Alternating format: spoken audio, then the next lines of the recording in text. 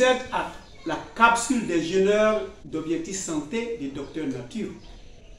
Et nous avons choisi d'accompagner tous les jeûneurs tout le long de leur période de pénitence. Et nous validons que le jeûne est un excellent remède de guérison et un excellent remède de longévité.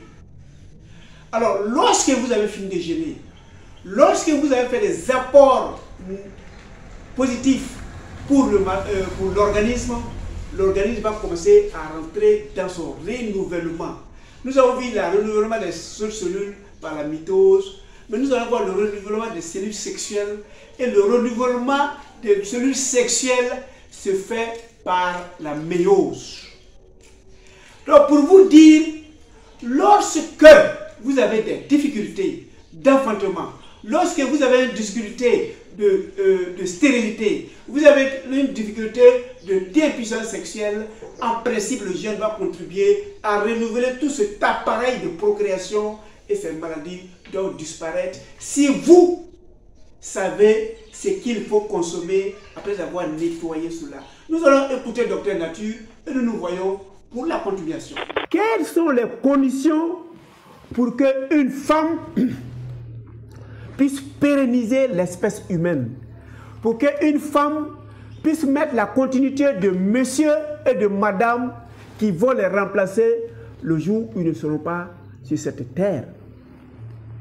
Il faut évidemment que le monsieur envoie une sémence, un spermatozoïde en forme, et que la terre fertile, la dame, remplit certaines conditions. La première des conditions, c'est régler le problème de la tête. Dans le cerveau, il y a des glandes qui sont l'hypothalamus et l'épiphyse qui régulent ou qui régularisent le cycle menstruel de la femme. Contrairement à l'homme, la femme a des ovaires qui fabriquent les ovules et chaque ovaire travaille une fois chaque 2 mois du cycle menstruel.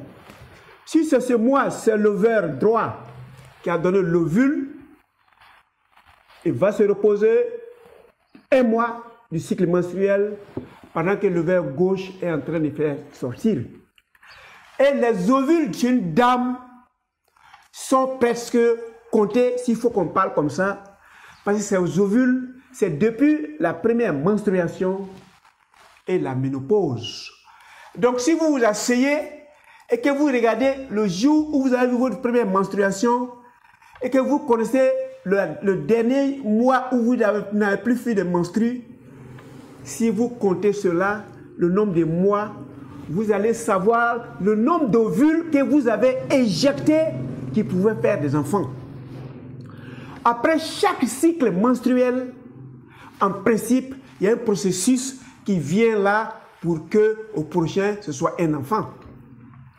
Si vous avez fait 30 ans de cycle menstruel, 30 ans multiplié par 12, vous aurez connu la quantité d'ovules que vous avez produit pendant que vous étiez en activité sexuelle où vous pouviez procréer. L'homme, jusqu'à sa mort, lui va produire ses spermatozoïdes. C'est la quantité qui va s'affaisser, mais le stock d'ovules ou d'ovocytes de la dame est préinscrit. Et le jour où tu sors la quantité de tes ovules ou des ovocytes, tu n'en as plus et tu ne peux plus procréer. Donc, il est géré depuis le cerveau par le complexe hypothalamo-hypophysaire. Voilà comment le jeûne même facilite de régler les problèmes de stérilité et masculine et féminine. Le jeûne est un excellent remède. Si vous avez compris que quand l'organisme a fini d'être nettoyé par le jeûne, vous avez compris ce que vous devez faire rentrer comme apport, tous vos maux vont disparaître d'eux-mêmes et la vie d'enfantement va s'installer et vous allez d'ici l'année prochaine être père ou mère si vous suivez les prescriptions de la nature. Merci. On se voit demain pour la continuation. Bon jeûne à vous, beaucoup de courage et nous sommes ensemble.